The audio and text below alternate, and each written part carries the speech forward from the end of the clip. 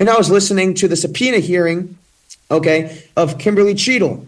For those of you who don't know, that is the United States Secret Service Director, Kimberly Cheatle. Okay, she is currently under a little bit of fire here. That's the best way I can explain it. After the entire assassination attempt on Donald Trump. And we actually have someone joining us right now, the one and only. We have Petrino joining us. He is actually an ex-SWAT commander. Okay, he's got extensive experience in situational awareness, crime prevention. He is also an expert when it comes to workplace violence and active shooter prevention. Gene, I want to thank you so much for joining us this morning. And I want to just ask you just to begin, because listen, I watched a majority. I say I watched at least an hour and a half of this entire subpoena hearing, okay, of Kimberly Cheatle. And I kid you not, I have written here, I made a tally on my notes. In the hour and a half that I have watched live, that I watched the hearing, 21 times, this is no joke, that maybe my number might be off by maybe one or two, but 21 times Cheatle responded with quote, "Those are questions that we are asking." Now, my whole entire thing coming into this, okay, as a college voter, as someone looking at this as a journalist, right, is you're coming into a subpoena hearing on Capitol Hill.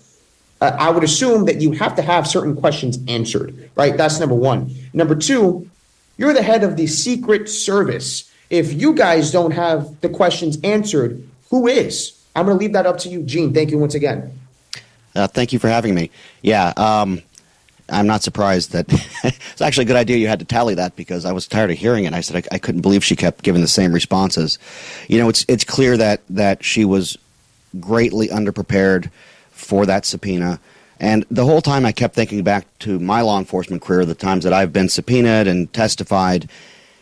And if I ever had gone into a hearing and given those responses, I would have lost my job immediately. I probably would have been prosecuted too. There was a couple things that she had said that I actually think she may have perjured herself, and I guess we'll find that out later. But you know, she showed that there's no accountability in the Secret Service. It was just truly, it was a pathetic hearing. I couldn't believe it. I actually listened to it twice, and every time I seemed to catch something new that was on there. Just very, very sad. You know, everything that she did just showed that there is some reason that the citizens of this great country are really questioning the truthfulness of our federal agencies, because why is she not answering these questions? There was no reason. You know, when we talk about an operational plan, every time that an operational plan is developed, it's done a week before, sometimes, you know, longer. Sometimes you have to do them quickly. But there's so much information on that operational plan that she should have shared with everyone at that hearing. That would have dispelled some of the rumors and the misinformation that's out there. And it would have shown that she's being transparent, but she failed to provide any meaningful information during that entire testimony. And when it comes to the transparency, right, I mean, I know this is going to sound crazy, but this literally happened yesterday. We had AOC, okay, and Marjorie Taylor Greene both agree on something. For once, I know that sounds so crazy, but they agreed on the fact that there was a lack of leadership, a lack of security in place. And what I want to ask you is this, because they both brought up a point. The rifle used or the attempted rifle that was used to shoot Trump, right, can technically shoot up to distances of around 300, sometimes if you're a really skilled shooter, 400 yards. The shooter shot from about 130 yards away. You are the Secret Service, okay? How was that building not cleared? How was that building not set up in a perimeter? If you're going through, you know, in your experience, right, you're setting up a perimeter to make sure people are safe, to make sure that a highly, a high value individual is safe. In this case, being Trump, is not going to have anybody that's going to come and try to shoot him. What goes into setting up that perimeter? And from your experience, what did you see as a failure in the perimeter setup?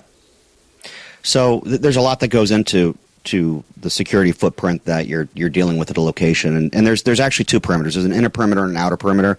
The inner perimeter would essentially be the area surrounding the stage, that sort of thing, and then you have the outer perimeter, which is the area that still provides a vulnerability for an attack. The ARG building was well within that area. So was the water tower. anywhere that someone has an opportunity to take a shot with a rifle. And I would argue that the AR-15 has a farther distance capability than what they're reporting. But it does take a lot of skill and, takes certain equipment, optics and things like that. But this shooter was very prepared. I mean, he had a rangefinder.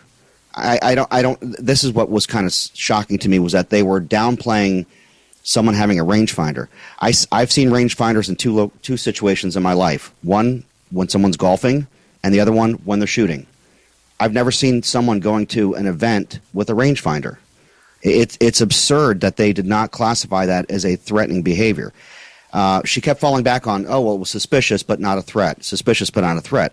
Okay, well, if it's suspicious, then you follow the person. But he also had a backpack. He flew a drone over the area prior to the shooting.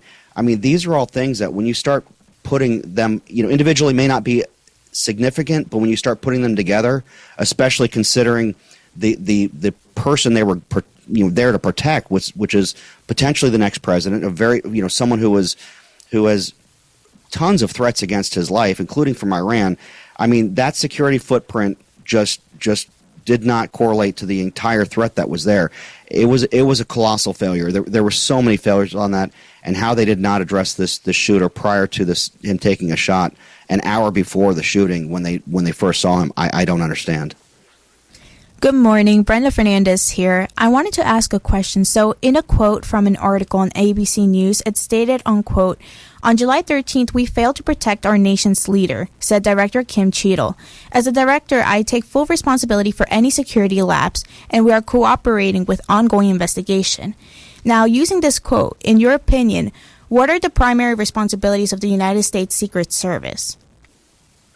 Well, their whole purpose is to protect the lives of those that they're tasked with doing this. So you're talking about presidential candidates, the president, government officials, dignitaries.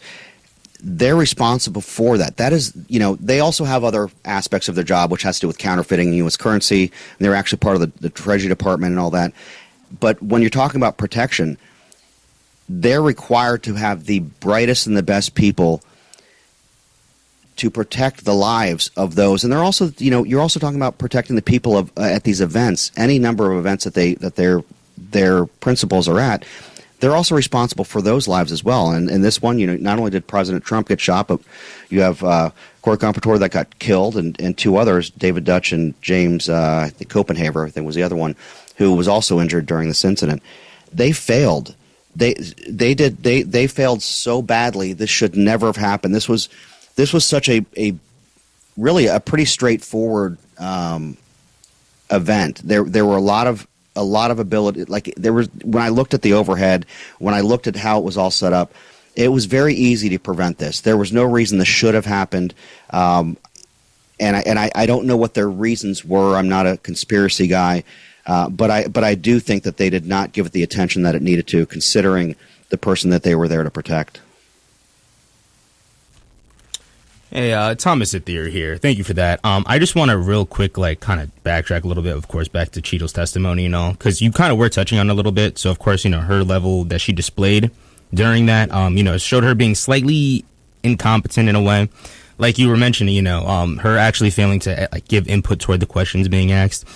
And like you mentioned it, had she answered it correctly, it would have made her look a little bit more credible than she did. If you were sort of in her position, how would you properly address the situation? Well, there's a lot of things I would have done differently. The first one is that there has never been a major crime scene, whether it's local, state, or national level, that there is not a press conference given by all agencies involved. She's not given a press conference. I find she's given interviews on TV, which I find is so lacking in leadership. The people deserve to know what went wrong, even if they don't have answers. In the very beginning, she should have been on there to quell any misinformation. She could have really done a lot just by saying, we are going to have information for you. It's an active investigation. That's when you say that, when it initially happens. We're talking, now it's 10 days ago. Yesterday was 9 days ago from the incident. And if I were the one who had been there, the number one thing that I would have done is I would have stepped down. because it all stops at the top. And there were some very, very, very good and brave Secret Service members. Most of the time in law enforcement, there's the people at the bottom are the ones that work. They're dedicated. They really believe in the mission. When you get higher up at the top, sometimes that gets lost. Sometimes it's a power grab of who wants to be promoted. I don't know her whole story, but what I do know is that she has a lack of leadership. She should be stepping down. This is a failure, and she's not even able to provide the information that the people deserve to know. There is so much information she could have answered. There's some things that I understand she can't, because when it's an active investigation, there's things that you don't want to admit. But the bottom line is, had this been me, I really would have stepped down from my position. I would have stepped down. I would have cooperated. I would have provided the information, and at no time would I have the answer of, well, it's the FBI investigation. I don't have that information right now. Gene, I want to ask you to stay with us just momentarily. We're going to transition on into our second hour of the morning wake-up call. But for those of you listening at home, we are on 88.7 FM on the Tuesday edition of the morning wake-up call. We are wrapping up our first hour, but don't worry, because we have an entire hour left. And when we come back in the second hour at the very top, we're going to continue this conversation just a little bit more and then get on into some local stuff. So we'll catch you back just in a few moments on 88.7 FM Radio, Hofstra University. We are going to bring it back to what we were discussing at the end of the first hour. We are joined by Gene Petrino. Okay, he is an ex-SWAT commander. Okay, he's got extensive experience when it comes to situational awareness, crime prevention, and other places and other stuff like workplace violence and active shooter prevention. He's actually here to talk about the entire subpoena of Kimberly Cheatle. For those of you who don't know who Kimberly Cheatle is, she is the director of the Secret Service. And now you might be asking, well, why was she subpoenaed? Well, if you've been living under a rock, just a little over a week ago, there was an assassination attempt on Donald Trump, former President Donald Trump, the Republican nominee, now just confirmed this week, Donald Trump. And we're here talking about the entire hearing that occurred yesterday for about most of the day. For those of you back on the East Coast, I'd say it ranged from about 4 to 5 p.m. to maybe about 7:30-ish or so, around there. And Gene, while we come into this new hour, I have something that has kind of been, itching my brain a little bit. And this might go into speaking about, hey, the competency of Cheatle. And I'm not trying to attack anyone. I'm not trying to be the guy that's, for lack of a better term, throwing disses or shots at anybody. But her opening statement for the entire subpoena was actually leaked to the public. And this was brought up by multiple people. Two of the people that I know for a fact brought it up was Marjorie Taylor Greene and Alexandria Ocasio-Cortez. They both brought this up. And so now my question is, we go into this entire ideal, right? This entire idea of, okay, you are the head of the Secret Service, okay? We think about being, incognito, having a head on your shoulders, being on top of stuff, right? But you got not only an entire malfunction, for lack of a better term, in Butler, Pennsylvania, but also the day before you are taking the stand at Capitol Hill, you have something like this. If the Secret Service can't keep something secret, what's the point of it? You know what I mean? Yeah, I think you just summed it up right there. There are some serious problems within that agency right now, and it's all starting to come out. How is that information getting out? That shouldn't have gotten out. What should have gotten out is the facts that they have in front of them. It should be very apparent that the information that they have should have been released. The fact that she kept saying that she is cooperating is really an untruth. She's supposed to be cooperating, especially under subpoena, and she wasn't. So yeah, I think one of the things that they talked about, which I hadn't heard before, I'm not surprised they were talking about the culture problems that they're having, and that the Secret Service was at the bottom of the list of places that people wanted to work with in the federal government. Yes, 241 out of, or no, my bad, 4. It was 4 something, yeah. Yeah, 441 out of 460, 68, 469, or 471, my bad. Yep. 441 out of 479, okay? Pretty much right there at the bottom of the barrel. And I'm glad you brought that up because this is an agency where, yes, I understand that to work there, listen, you're a 24/7, 365. That's understandable. But it's also kind of an agency that, like, when you take the job, you kind of know what you're signing up for, right? And if you're signing up for that type of job, you would assume the people who are signing up for it have the understanding that, okay, I'm in here for the long haul. It's going to be stressful. It's not going to be easy. But they're still reporting, and when they're doing these government surveys inside all the government agencies, they're still coming down at the bottom of the barrel. And that's concerning, is it not? Yeah, her excuse was pathetic. I was just as I was listening to you guys, I was thinking back to when I was in college, and I thought about how I took a criminal law class. It was one of the hardest classes that I ever took. It was miserable. Everyone told me not to take it, but the instructor was so good. She kept pulling so many people into the class. The ones that didn't take her class didn't understand that. And it's the same concept that it doesn't matter the job that you're doing. If you have good leadership, people will do it. People won't complain about it. Everybody in law enforcement takes their job, whatever level you're at, whether it's local, county, state, federal, it doesn't matter. We all understand that our lives will be run in a certain fashion. We won't be home for holidays. We'll be working midnights. We'll be working long schedules. It really is always a 24/7. That has nothing to do with it. We all know what we're getting into when we sign up for it, but people leave for bad management not because of the job itself. Any job, any job you look at, the reason that people leave that job has to do with the fact that the leadership at that whatever position they're in is failing, and they don't want to be associated with that. And that's exactly what's happening here.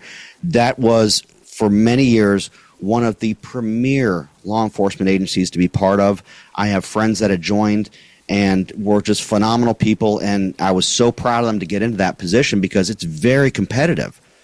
Now, they're probably just begging people to join that because who would want to work in that environment? And the people that do get in there that think it's a great idea most likely leave very early on and switch to another federal agency or just leave the career altogether.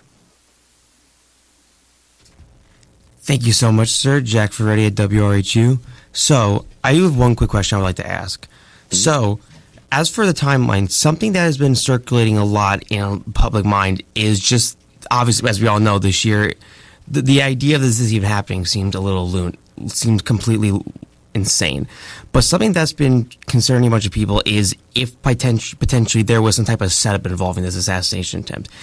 As details were made during a briefing with the FBI of a full timeline of events that happened, at 5:10 p.m., over an hour before Trump had taken the stage, Crooks had actually been identified as a person of interest, and he was at the rally. At 5:30 p.m., Crooks was identified with a rangefinder.